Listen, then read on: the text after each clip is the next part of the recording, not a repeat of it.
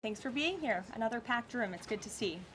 We'll begin with a scheduling update today. President Trump will commemorate the 24th anniversary of 9/11 on Thursday with a visit to the Pentagon Memorial in the morning, followed by an appearance at the New York Yankees game at Yankee Stadium in the Bronx on Thursday evening.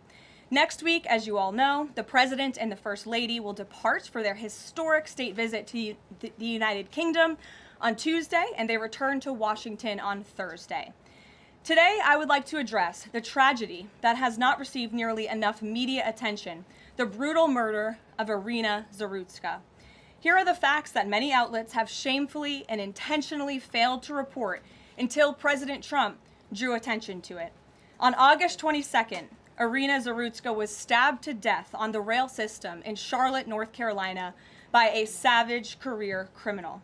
This is a public transportation system that many in the area use every single day to go to school and work.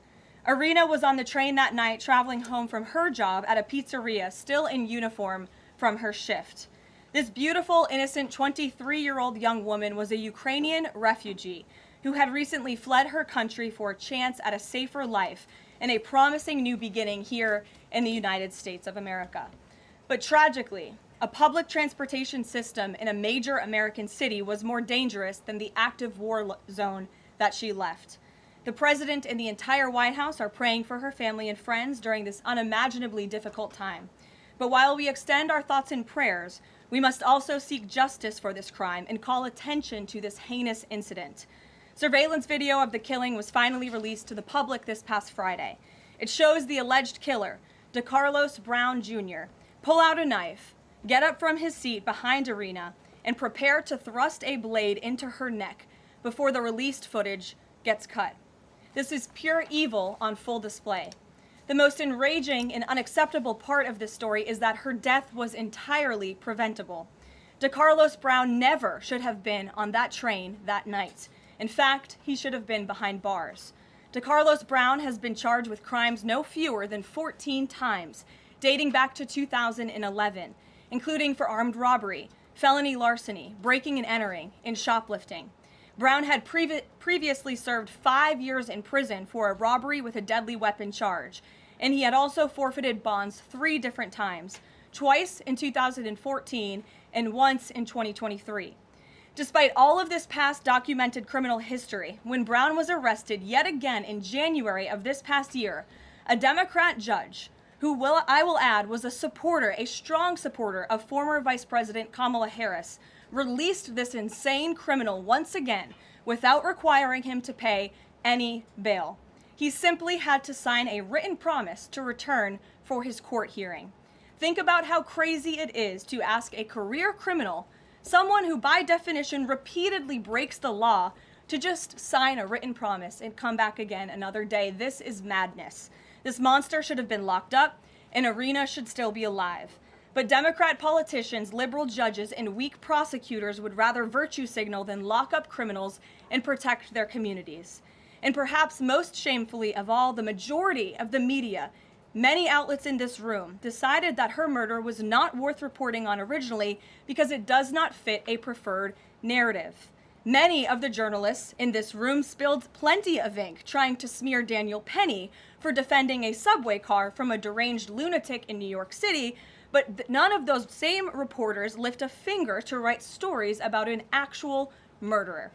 Here's the truth that every American must know. Too many innocent people across the country continue to pay the price of the failed experiment known as cashless bail that has been championed by the Democrat Party for years.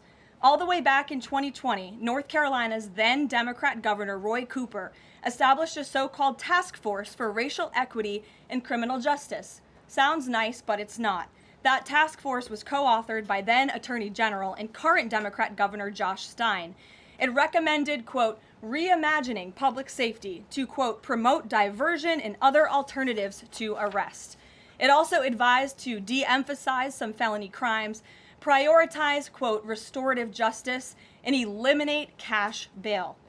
Democrats in North Carolina and nationwide are consumed with pushing a woke, soft-on-crime agenda, no matter how many innocent Americans suffer as a result.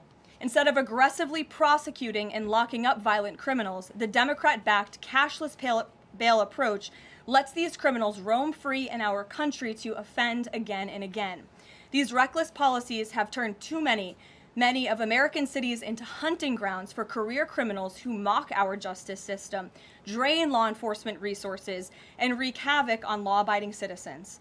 Enough is enough, and that is why President Trump is doing everything in his power by taking action to undo these absurd policies. The president recently signed a powerful executive order directing the AG to submit a list of states and local jurisdictions with cashless bail policies, so that the Trump administration may identify federal funds that are being provided to these states and can potentially be suspended or terminated. President Trump firmly believes that to maintain order in public safety, we must incarcerate individuals whose pending criminal charges or criminal history demonstrate a clear, ongoing risk to civil society. This is a common sense and sensible approach that the vast majority of Americans agree with, and it's time for the Democrat Party to get on board with what is right. When these criminals are caught, they must be prosecuted to the fullest extent of the law and be sent to prison, where they can no longer terrorize our streets. This is the mandate the American people delivered to President Trump, and it's a mandate he intends to fulfill. Staying on the topic of public safety, new preliminary data released today by Customs and Border Protection in August shows that President Trump has delivered the most secure border in American history. For the fourth straight month, 0 illegal aliens were released into the United States by CBP. Nationwide encounters are down 93% below the peak of the Biden administration. Border Patrol apprehensions on the southwest border in the entire month of August were less than what was apprehended in 4 days in August 2024 under the Biden administration.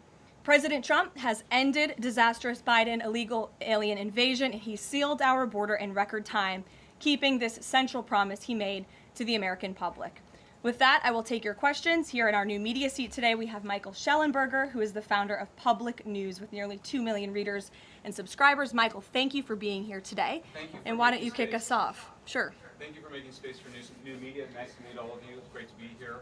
I want to see if you could give some insight into whether the president is considering additional measures against Europe and Brazil, not just for censorship, but also for preventing political candidates from actually competing in elections. We've now seen in Romania, France, and now Germany with Joachim Paul, efforts to basically just prevent candidates from being able to compete in elections. The president has shown some concern around President Bolsonaro, who's being prevented from running. All of this is coming in the context of increased censorship of online platforms, of American platforms, and efforts to censor Americans. I'm personally being investigated under criminal investigation with my Brazilian colleagues for publishing the Twitter Files Brazil. We're very grateful that the president has imposed Magnitsky sanctions on the judge. Is the president considering additional actions, given that it appears that they're going to end up with a conviction against President Bolsonaro, preventing him from running? Is he considering doing anything about this crackdown in Europe? I mean, it's shocking to see Joachim Paul, this mayoral candidate in Germany, the criminal indictment against him cites him, quote, saying that he loves the Lord of the Rings as reason why he's an extremist and shouldn't be able to run. So I just wonder if you could speak to that. And again, I'm grateful to be here. Nice to meet you all. And I'm grateful for what the Trump administration has done to push for free speech abroad. Well, thanks for being here, Michael. We appreciate it. Freedom of speech is arguably the most important issue of our time. It is enshrined in our Constitution, and the president believes in it strongly. He himself faced censorship in his road back to this beautiful Oval Office here in Washington, D.C., so he takes this very seriously, as does, I know, the Vice President of the United States and the entire Trump administration, which is why we have taken significant action with regards to Brazil in the form of both sanctions and also leveraging the use of tariffs to ensure that countries around the world are not punishing their citizens in this way. And at the same time, the president is, while he's leveraging the United States to safeguard our interests abroad, he's also making sure that freedom of speech remains here in the United States of America. So I don't have any additional actions to preview for you today, but I can tell you this is a priority for the administration, and the president is unafraid to use the economic might, the military might of the United States of America to protect free speech around the world. Quick follow-up to that? Sure. Quick follow-up, which is just, there was a Reuters story saying that the Trump administration was looking at this Europe-U.S. trade deal as one of the sticking points, this issue of the censorship not just of U.S. platforms, of Americans. Do you have any updates on how those trade talks are going? And I also wonder if the president is concerned about NATO membership. NATO membership requires that you be a democracy and you have free speech. Is it possible that some of these actions that we've seen in Romania, France, and Germany would disqualify those countries from being in NATO after this? I have not heard the president discuss NATO membership in regards to this issue in particular, but I have heard him discuss the issue of free speech and the importance of free speech with foreign leaders around the world, including the Prime Minister of the United Kingdom. When we were in Scotland, the president brought this up and how important it is for the Prime Minister to protect free speech in the UK and in various conversations with other world leaders. So he brings it up, and I think the entire world knows that this is a priority for the President of the United States. Gabe. Thank you, Caroline. Regarding the Israeli strike in Doha, how much time or how much of a heads up did the U.S. get, and does the president support the strike? Sure. Well, I have a statement to read for all of you with respect to the Israeli strike in Doha, and here it is. This morning, the Trump administration was notified by the United States military that as Israel was attacking Hamas, which very unfortunately was located in a section of Doha, the capital of Qatar. Unilaterally bombing inside Qatar, a sovereign nation and close ally of the United States that is working very hard and bravely taking risks with us to broker peace, does not advance Israel or America's goals. However, eliminating Hamas, who have profited off the misery of those living in Gaza, is a worthy goal. President Trump immediately directed Special Envoy Witkoff to inform the Qataris of the impending attack, which he did. The president views Qatar as a strong ally and friend of the United States and feels very badly about the location of this attack. President Trump wants all of the hostages in Gaza and the bodies of the dead released, and this war to end now. President Trump also spoke to Prime Minister Netanyahu after the attack. The Prime Minister told President Trump that he wants to make peace, and quickly. President Trump believes this unfortunate incident could serve as an opportunity for peace. The president also spoke to the Emir and Prime Minister of Qatar and thanked them for their support and friendship to our country. He assured them that such a thing will not happen again on their soil. And to be clear, the president disagrees with the location of the strike, and that he passed that along to Prime Minister Netanyahu. The president just confirmed that in the statement that I just read to you, which I spoke with him about before coming out here. Caroline, Jackie. Thank you, Caroline. So is the president upset with Netanyahu now? The president made his thoughts and concerns about this very clear, and he spoke again both to Prime Minister Netanyahu and also the Emir and the Prime Minister of Qatar after this attack. And the president has always made it very clear that he wants peace in the Middle East, just like he sought that and accomplished that in his first term.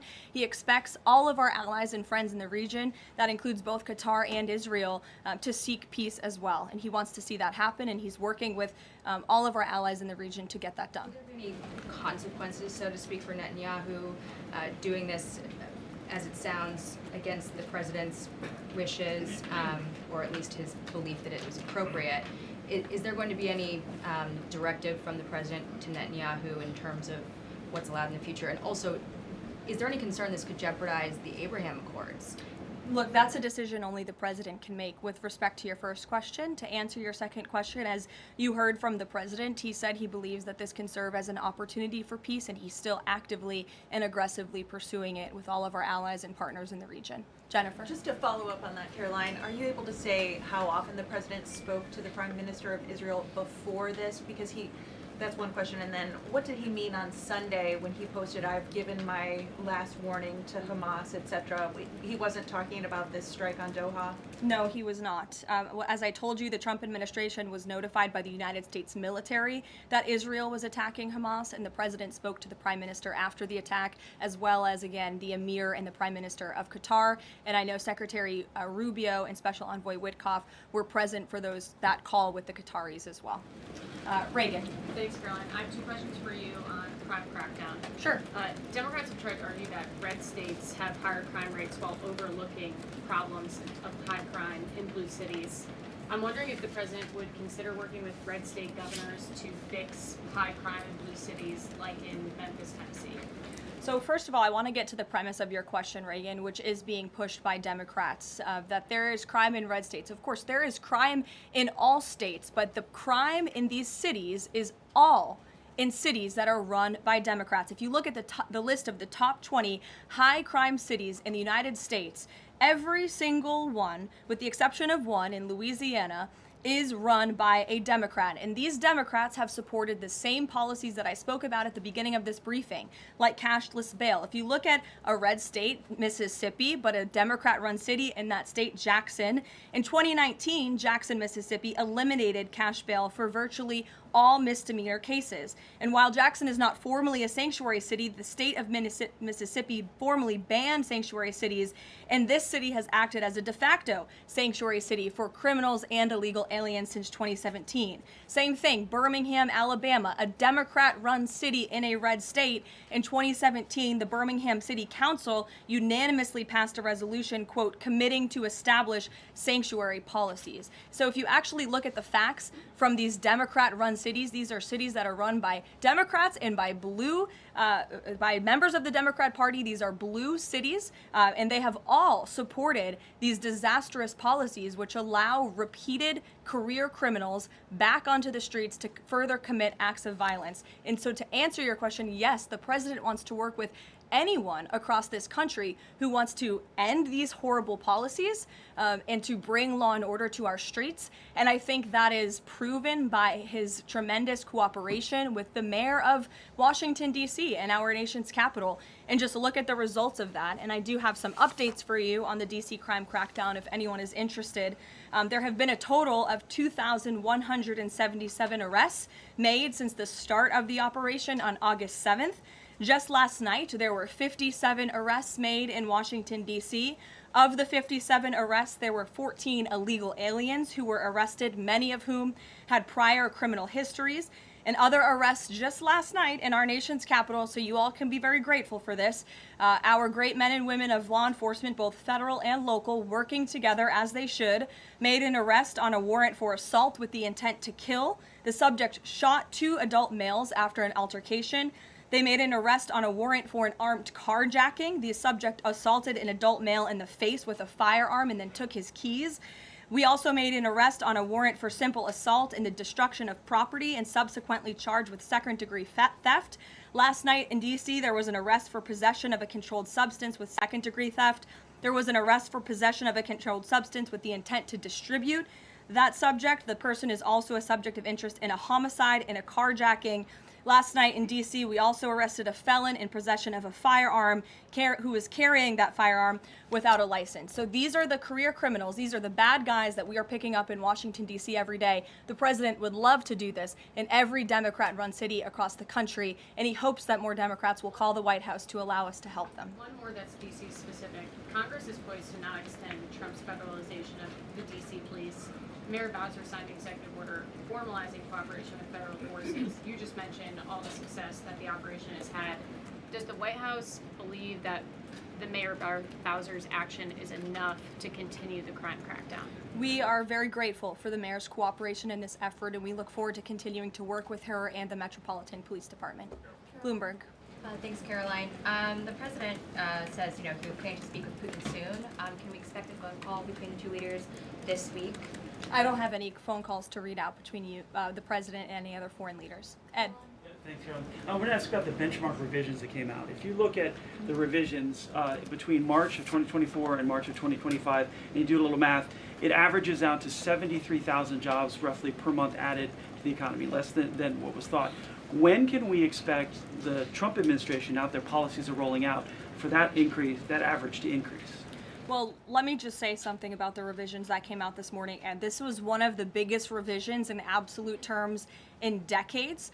In the benchmark year, March 2024 to 2025, shows that the job growth was vastly weaker during the Biden administration than ever previously reported. Between this revision and last year's, job growth was actually overstated by approximately 2 million jobs. And the Biden administration stood up here and vouched for that data and told you that data was real. And when President Trump calls into question the veracity of that data, like he did before he took the oath of office and even now as President of the United States, States, he was ridiculed for that. And turns out this revision proves two things. Number one, the president was right, and this is why we need new leadership at the Fed.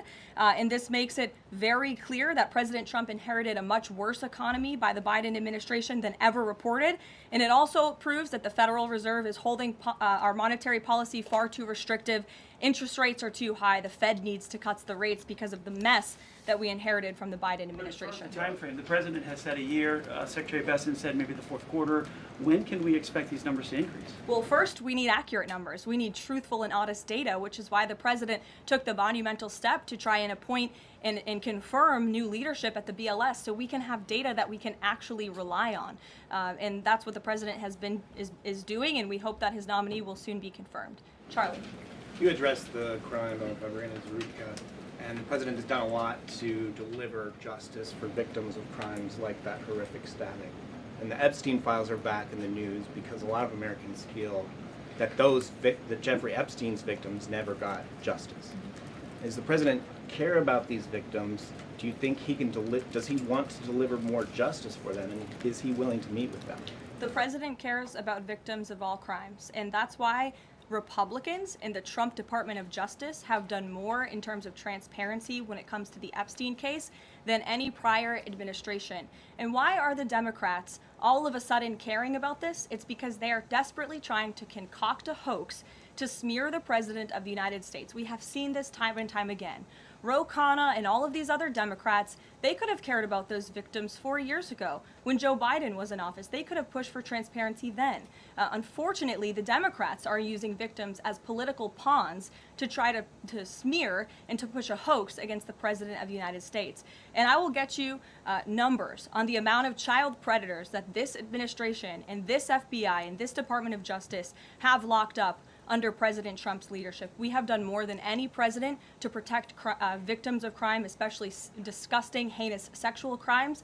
And that includes the deportation of illegal aliens who are perpetrating these crimes against innocent victims in our country right now today. And that remains a top priority for this administration. Does the president, will he meet with the victims? On the Doha strikes, did the president speak with Netanyahu before they were carried out? Did he urge him to not go through with it, or did they only speak afterwards? Again, I read you a statement. The Trump administration was notified by the United States military that Israel was attacking Hamas. The president directed his special envoy Witkoff to immediately call the Qataris. And after the attack, he spoke to Prime Minister Netanyahu. One more. Behind you. Thank you. Go ahead. About the Epstein case, would the White House support a professional handwriting expert review of the document released yesterday to prove that it's not the president's signature?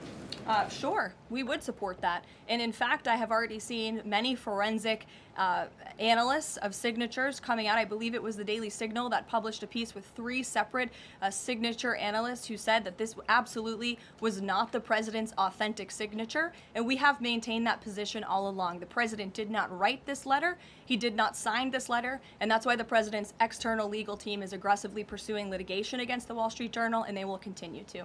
Christian.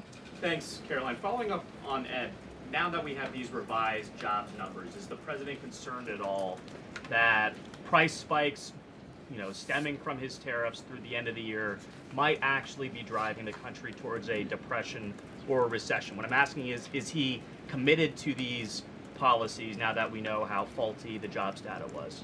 The president is committed to his policies because his policies are working, Christian. And there have been a lot of people fear-mongering about inflation in this room, but it just has not come to fruition. On a monthly basis, CPI inflation has now come in at or below the market's expectation for 6 consecutive months, every month that President Trump has been in office. Overall, inflation has run at a 1.9% average pace in the president's first 6 months in office. I would have told all of you that in January, you would not have believed me, but those are the facts and those are the numbers. And we also see many other positive signs in economic indicators like real GDP. In the second quarter, it was revised up to 3.3%. That beat the market's expectation.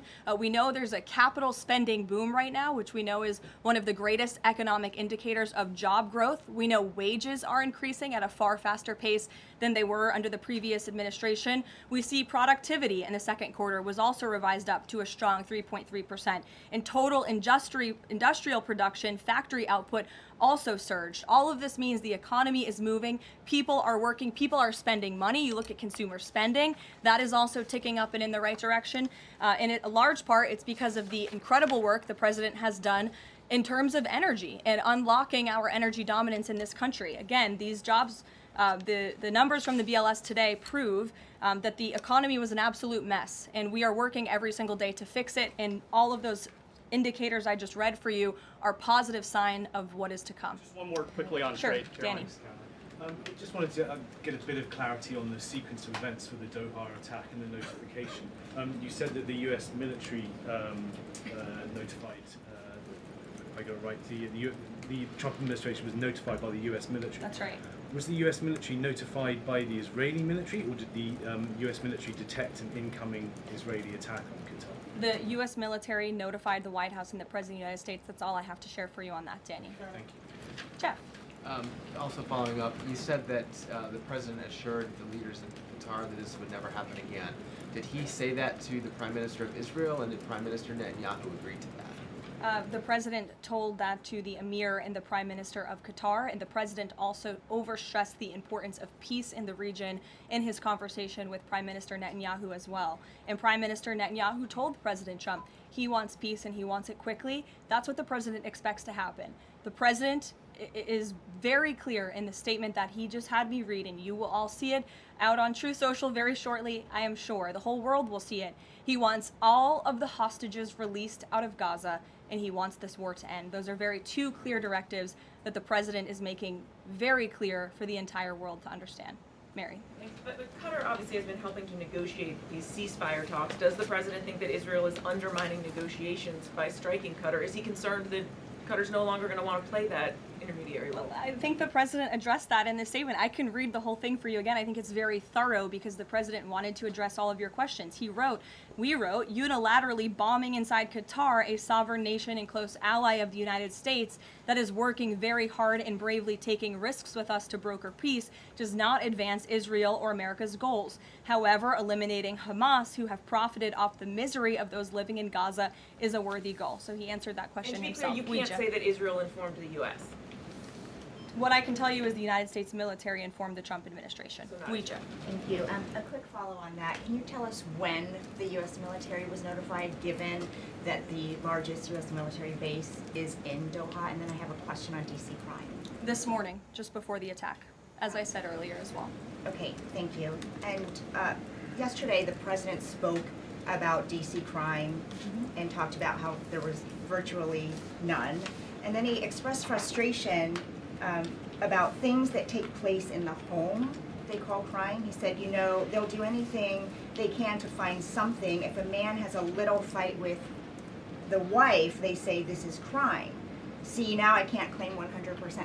Exactly what crimes was the president referring to?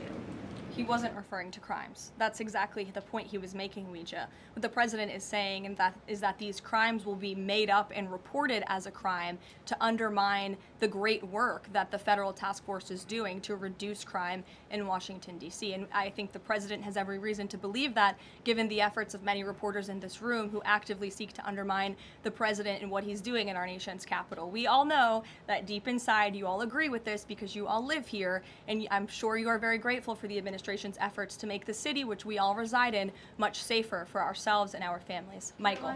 Thank you, Caroline. Florida Congressman Randy Fine is calling for judges to face consequences if the violent repeat offenders they release go on to commit new crimes. Is that something the president supports? This is not something I've heard the president discuss. You can ask him yourself next time you have the opportunity to. How's that? Caroline, one more question. On Thursday, President Trump will head to the Pentagon and also to New York City in honor of the 24th anniversary of 9/11. Has the president expressed any interest on creating or having congressmen create a new 9/11 commission to answer some of the ongoing questions many Americans have about that day? I, again, have not heard the president discuss that. You're welcome to ask him yourself, but I do know he very much looks forward to going to both the Pentagon and the Yankees game in New York City on Thursday to commemorate the 24th anniversary. As you know, the president is a New Yorker at heart. He loves the city very much. It is his home, and you'll hear more about that on Thursday when the president speaks on this himself. Kelly. Caroline, thank you. I wanted to ask you a question about the president speaking yesterday before the Religious Liberty Commission. As you know, he's created the White House Faith Office, the Task Force on Anti-Christian Bias, and yesterday he talked about the importance of the Bible in America and the importance of prayer in America.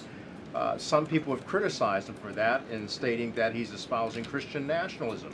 Yet the president has called on the American people to band together in praying for this nation for people of all faiths.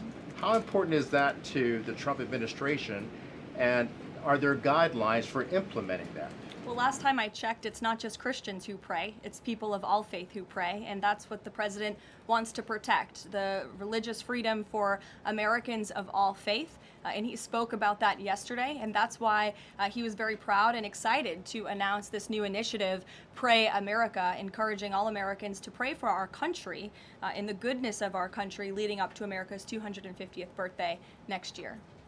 Why don't we take some from the sides? Elizabeth, go ahead. Thank you, Karoline. I have two questions. Sure. First, on prayer again. Is the Trump administration looking for the forthcoming prayer guidelines to challenge existing court precedent on the right to pray in public schools? Well, the president spoke about that yesterday, and some of the changes we are making to ensure that the religious liberties of America's students and our youth are respected in public schools. In fact, he had a young student and invited him on stage to share his story about how when this young boy spoke about biological and biblical truth in his classroom, he faced consequences for that, and how Americans of faith should not be facing consequences for expressing their religious freedom and their religious views. Not in any public school in America should that be happening. You heard the president talk about that yesterday. Sure. Karoline, thank you so much. Regarding Israel attacking Doha, beside a phone call, what was President Trump's involvement in the attack, if any? Look, I don't have anything more to read out for you on this other than the very lengthy and thorough statement that I have shared repeatedly now. Sure. Go ahead. Thank you. After the Supreme Court ruling yesterday on the ICE raids in Los Angeles, some, particularly non-white U.S. citizens, are saying that they're going to begin carrying their U.S. passports with them at all times. What is the White House's response to Americans who are concerned about being swept up, as others have been already, in these enforcement actions? They should not be concerned, because this administration is focused on the detention and deportation of illegal alien criminals who broke our nation's immigration laws. And the Supreme Court upheld the Trump administration's right to stop individuals in Los Angeles to briefly question them regarding their legal status, because the law allows this, and this has been the practice of the federal government for decades. And the Immigration and Nationality Act states that immigration officers can briefly stop an individual to question them about their immigration status if the officer has reasonable suspicion that the individual is illegally present in the United States. And reasonable suspicion is not just based on race, it's based on a totality of the circumstances to review. And I will tell you, I spoke to our border czar about this morning. When ICE goes out to conduct a targeted operation to deport illegal criminals from our community, they are doing so with intelligence, they are doing so with law enforcement sources, they are doing so in most cases with the backing of local law enforcement who know exactly where these illegal alien criminals and drug traffickers and drug dealers are hiding in plain sight in American communities. And the men and women of ICE are doing everything they can to not only follow the law, but to enforce the law. And it's about time that has happened, because we had 4 years of an administration who completely ignored and evaded our nation's very clear immigration laws, and the Supreme Court has reaffirmed that. Thanks, Caroline. One of the other documents released by the House Oversight Committee contained a photo of Jeffrey Epstein holding an oversized check that was made out to him in the check from the president for $22,000 for a fully depreciated woman. I wondered if the president has any recollection of that, or what you guys make of that photo that was included in those documents. Did you see the signature on that check? It is not Donald Trump's signature. It is absolutely not. The president did not sign that check. But does he recognize the Jordan, woman? go ahead. Thank you, No. Caroline. On the New York City election, Caroline. is he Well, considering? I'll take both of you. Go ahead. So first, is the president considering offering Mayor Eric Adams a job? If so, why? And does he think Curtis Lee was a serious candidate for New York City mayor? Look, the president has made it quite clear he wants this race to move forward in New York City. He does not want a communist to be running New York City, but as for weighing in on other individual candidates, I'll leave that to the president to do himself. Caroline, and then following up on Reagan's question, many of these highest crime cities in America, they're led by black mayors, including the three that you mentioned, Jackson, Memphis, Birmingham. So given that, what's your response to criticism from the left that Trump is targeting black mayors? Isn't he just trying to protect black people?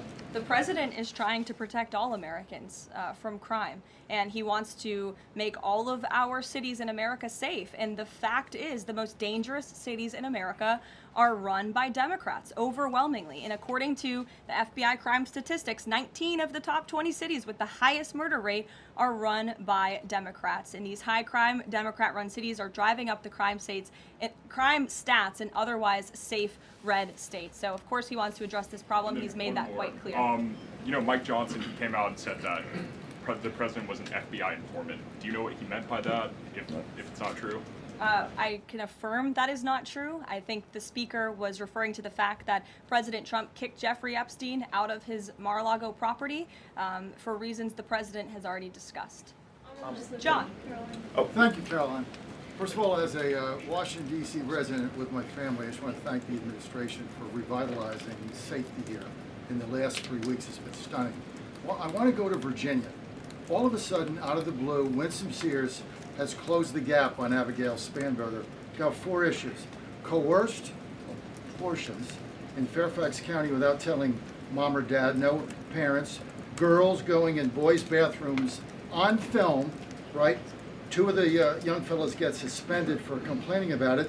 Virginia Beach man, an innocent man, is now died in a car crash by a drunk illegal going on the other side of the road, and now you got Spanberger's got these racist signs. When are we going to get the president to make an official endorsement of Winsome Sears and maybe come and campaign in West Virginia? Well, as you know, I'm very limited in what I can talk about when it comes to political endorsements in future elections from this government podium. But all of the issues that you just mentioned I know are very important to the president, and it's quite common sense. It's the foundation of the Republican Party, and it's what sent this president back to the Oval Office. We want to keep men out of women's sports and bathrooms. We want criminals to be locked up. The president wants to see law and order in every state across the country. But as for political endorsements, I'll leave that to him and his political advisors to make those. Sure. Haley. Thanks, Caroline. I have 2 questions for you, if it's okay. One on Doha and one on immigration and crime. Sure. On Doha, ahead of the strike we saw today, did the administration at any point try to dissuade the Israelis from the potential for an action like we saw today? Again, I have answered questions repeatedly on this. I have a very lengthy statement which we will release after this briefing for all of you to read and to report on once again. Okay, and then on a case in Maryland, the killing of Dakara Thompson, there are reports that the suspect arrested for her murder was in the country illegally and arrested and released for driving under the influence both in 2022 and in April of this year by U.S. Park Police. Is the administration looking into what process allowed this to take place? Yes, we absolutely are. As soon as we saw this case, we ensured that the Department of Homeland Security and the Department of Justice were on it, and I can assure you that they are. This is another heinous act of violence against someone who should have never been in our country illegally in the first place, and that's exactly why the deportation of illegal criminals from our country is a top priority for this administration, and it's something that is happening every single day. And I would encourage all of you to continue to report on the very violent illegal alien criminals that we are deporting daily from American communities across the country. We will never understand how many lives have been saved by these efforts, or how many lives would have been lost if not for this president and the administration's policy to deport illegal criminal aliens. On tariffs? Thanks, Caroline. To follow up on Charlie's question, would the president meet with the Jeffrey Epstein victims? I don't have any meetings for you to read out on that. On tariffs? Go ahead. Thanks, Caroline. Is the Trump administration considering a ban on transgender Americans owning guns? Is that something the president would support, even as we've seen some gun groups oppose the idea of it? I saw reporting on this. I understand there were very preliminary, low-level discussions about this at the Department of Justice, and then sometimes those discussions are reported as fact. I'm not tracking any potential actions on this front, and I'll let the president weigh in on that. It's a policy decision, and it's far too early or would be premature, inappropriate for me to weigh in on it at this point in time. Behind you. Go ahead.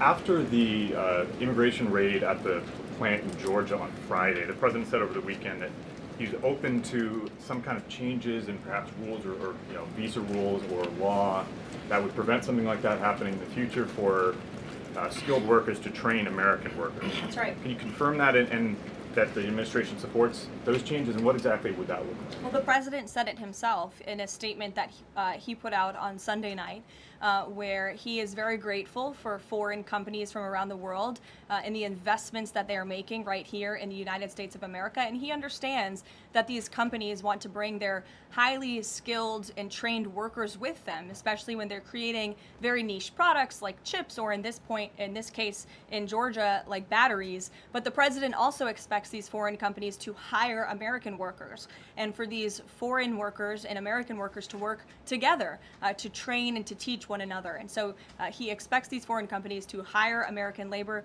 We want Americans to have these jobs. Americans need these jobs, but he also understands the need for these companies to bring over their workers who already have these skills. So I think it's a very, what those changes might be? I think it's a very nuanced and responsible and sensible approach for the president to take. And I know that the Department of Homeland Security and the Department of Commerce are working on this matter together. I would defer you to them for any further action on this front. Karoline, thank you. Just, I want to follow up on something you said. You said the Epstein documents are a hoax that Democrats are perpetrating against the president. You've said he didn't sign that check, that he didn't sign the birthday card that he allegedly signed. So what is the theory, since these documents came from the Epstein estate?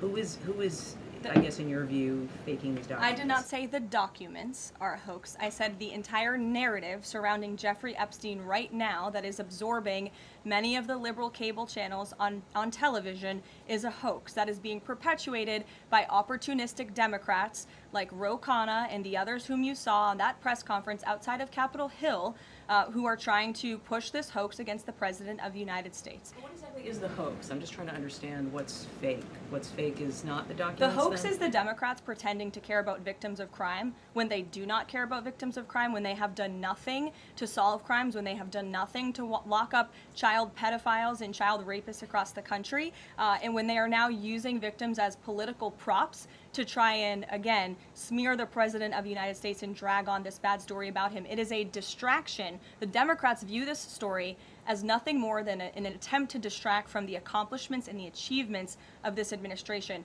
And that is what we mean when we call it a hoax. If he didn't sign these, if you said he didn't sign the birthday card, he didn't do this, he also didn't do the check, those were in documents from the estate. So what is the working theory as to why he's in them? The president has one of the most famous signatures in the world, and he has for many, many years. You know that, Maggie, you've covered him for a long time, long before he assumed this office when he was a businessman in New York. The president did not write that letter. He did not sign those documents. He maintains that position, and that position will be argued in court by his lawyers. The president is very confident he is going to win this case. Karoline, thank you.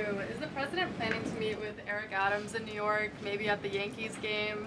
And has he personally talked to him about the race? I am not tracking any meeting with Mayor Adams at this time, but if that happens, I'm sure the New York Post will be one of the first people to know about it. I'll take a couple more questions. Why don't we go to the back? Tom Dempsey with News Nation. Regarding the growing U.S. military News presence... Nation, all the way in the back. Regarding the U.S. military, the growing U.S. military presence in the Caribbean, when asked directly about possible future military action, President Trump responded, "You're going to find out." What could the U.S. public expect of that situation moving forward, and what sort of ongoing threat does Trendeo Agra present? I think it would be very unwise of me to preview what the president meant from this podium. But I think with the heart of what the president was saying, I know what the heart of what the president was saying and this administration believes, is that the regime in Venezuela is illegitimate. And it is unacceptable to this president and this administration to traffic illegal, deadly drugs into the United States of America.